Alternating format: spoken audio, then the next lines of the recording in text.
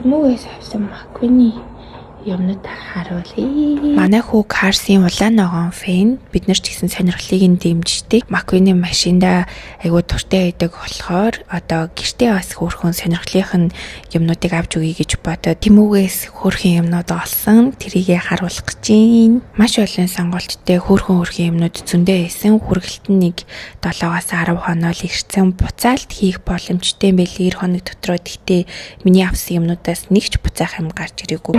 Дэлийн наччээд авах гэсэн чинь энэ амар сайн наалддаг юм байна. Нөгөө жижиг юм чинь. Зөвхөн Карсын юмнууд биш гэртээ ийм хөөрхөн кофений аяг, салаад гэрчигч мөрчигч гоё юмнууд авсан. Сонирхож ивэл дараагийн хэсгээр оруулъя. Миний профайл дээр байгаа линкээр ороод миний авсан юмнуудаас үнгүй бас авах боломжтой. Би тайлбар хэсэгт код оруулъя.